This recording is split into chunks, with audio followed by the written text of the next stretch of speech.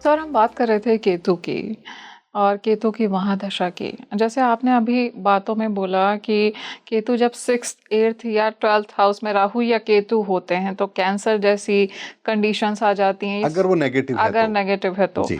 तो आपने बोला राहु या केतु, तो क्या केतु ऐसा पॉसिबल है कि केतु अगर है तो उसमें कुछ डिफरेंट भी देखने को मिलता है, मतलब कुछ पॉजिटिविटी भी देखने को मिलती है अगर सिर्फ केतु है, राहु नहीं है तो? देखिए, अगर 6th 8th और 12th हाउस में अगर राहु या केतु हैं और वो पॉजिटिव हैं तो आपको बहुत अच्छे रिजल्ट भी देंगे। ऐसा नहीं कि वो केवल कैंसर जैसी बीमारी देंगे, वो तब देंगे जब आप नेगेटिव हैं। वो यानी आपके कर्मों की गठरी कैसी है, पॉजिटिव है नेगेटिव है। कर्मों की गठरी तो हो गया तो पाप की हो गया, पुण्य की होगी। पुण्य की है तो कहाँ घबराने की जरूरत है। तो आपको मुक्ति भी तो देंगे जी। तो सर केतु की महादशा जब आती है किसी भी इंसान की जिंदगी में तो क्या कुछ चेंजेस आते हैं उसकी लाइफ में? क्या ऐसा कभी होता है कि कुछ डिवाइन इंटरवेंशन जैसा भी कुछ फील हो सकता है इंसान को कि हाँ केतु प्रबल हो गया है तो आपका स्पिरिचुअल इंक्लिनेशन आपका बढ़ जाएगा, डिवाइन आपको लगेगा कि कुछ डिवाइन साइंस भी मिलते हैं क्या यूनिवर्स से? अगर केतु 8th हाउस में है और पॉजिटिव है तो आपको आपके जीवन में जो घटनाएं घटित होंगी उसका पहले से पूर्वानुमान लग जाएगा।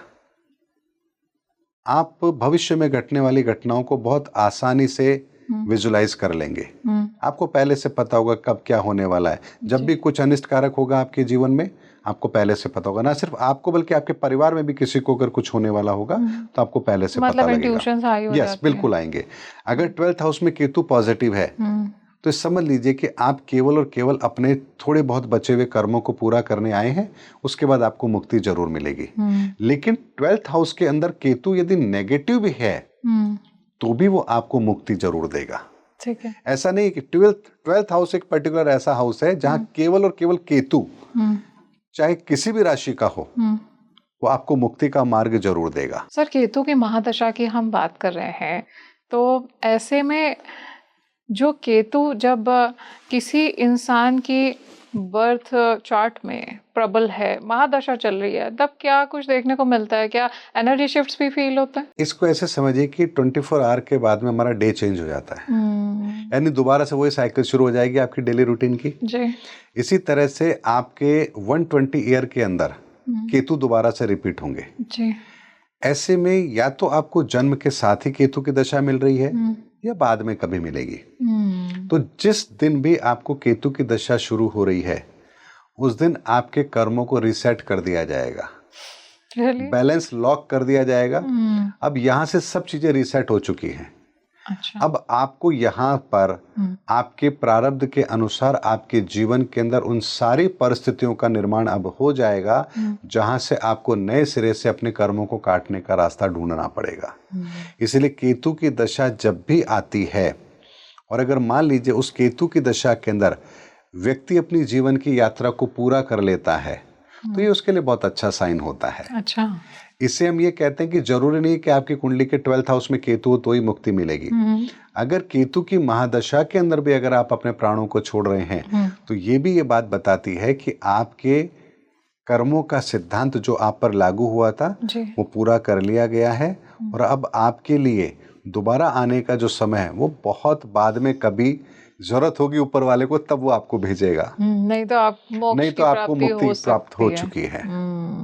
सर तो केतु की महादशा जब शुरू होती है तो क्या ऐसा होता है कि जो कार्मिक डेट क्लियरेंस है, यानी कि जैसे हम फाइनेंशियल ईयर क्लोज करते हैं, हम अभी बात कर रहे थे फाइनेंशियल ईयर पे हमारी क्लोजिंग होती है, सारे अकाउंट्स क्लियर हो जाते हैं तो वैसे ही हमारा जो कर्मों का क्लियरेंस है केतु की महादशा स्टार्ट होने के पहले फेज में होता है या उसके पहले हो जाता है कि अब आपके कर्मों में कोई चेंज नहीं होगा, जो है सारे अकाउंट्स यहीं क्लोज होंगे? देखिए, इसको ऐसे समझिए, मान लीजिए किसी को केतु की दशा 5 साल के बाद शुरू होगी, यानी पैदा हुआ है बच्चा 5 साल के बाद शुरू होगी, तो उस बच्चे के पास केवल 5 साल का समय है। अच्छा।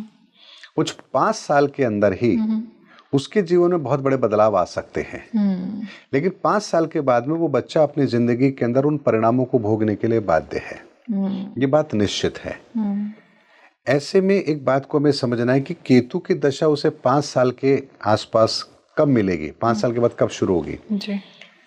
जब उसकी कुंडली के अंदर नक्षत्र रेवती होगा। रेवती नक्षत्र होगा।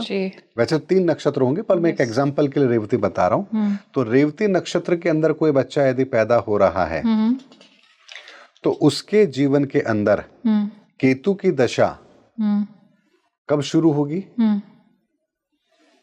कम से कम मान लीजिए कि रेवती नक्षत्र में पैदा हुआ है तो उसको 17 साल की बुध की दशा मिल सकती है।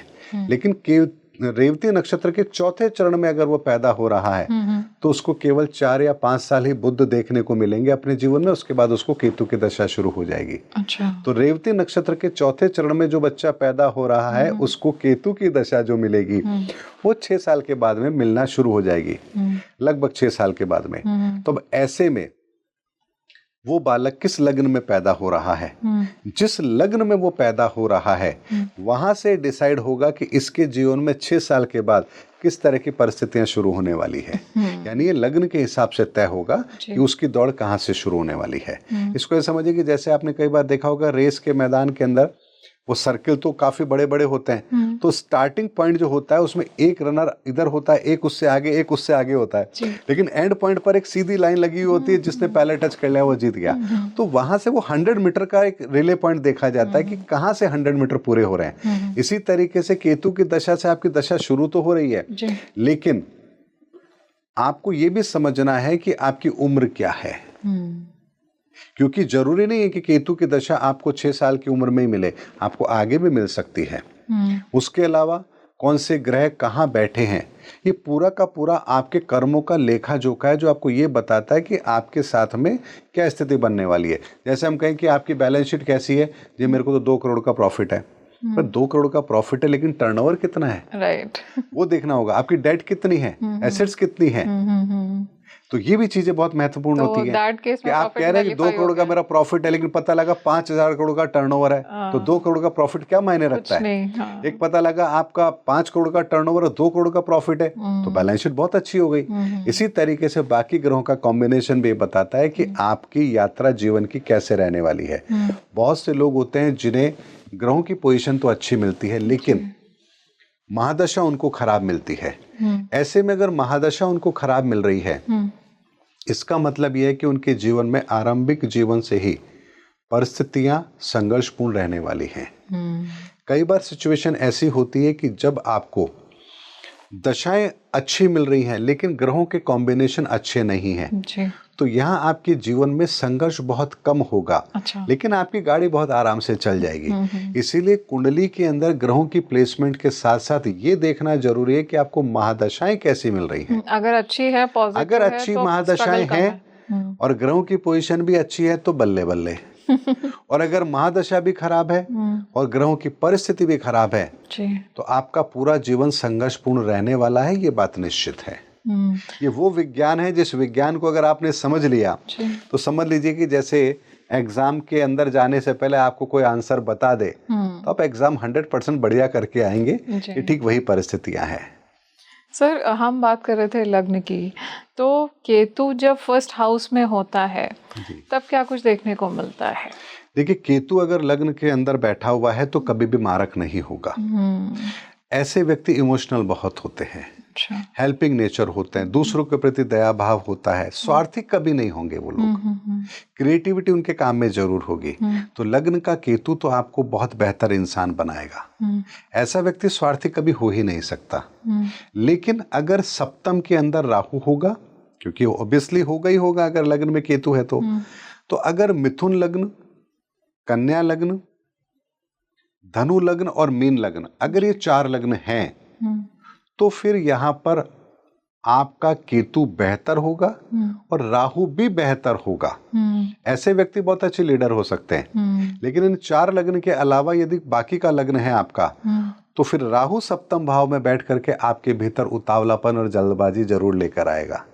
ऐसे व्यक्ति बिना कुछ सोचे विचारे दूसरों के लिए मैदान में कूद पड़ते हैं और लाठियां खाते हैं। ये वो अच्छे कर्म करने वाले लोग हो जाते हैं। तो इस बात को हमें समझना पड़ेगा कि लग्न के अंदर केतु अच्छा रिजल्ट तो देगा, लेकिन सामने राहु की क्या पोजीशन है उस पर भी इस बात को निर्भर करेगा वो कि किस तरह की स्थिति आपके हाथ में बनने वाली है। तो दोस्तों, आई एम श्योर आपने अपने बर्थ चार्ट में ज़रूर देखा होगा, अगर केतु लग्न में बैठा है तो क्या आप इससे रिलेट कर पा रहे हैं जो हम यहाँ पे डिस्कशन कर रहे हैं। आई सजेस्ट कि आप अपने अपने बर्थ चार्ट खोल करके देखिए कि केतु आपका किस हाउस में है और क्या कुछ इफेक्ट पड़ रहा है और आप कितना रिलेट कर पा रहे हैं हमारे इस डिस्कशन से। मुझे कमेंट्स में बताइए।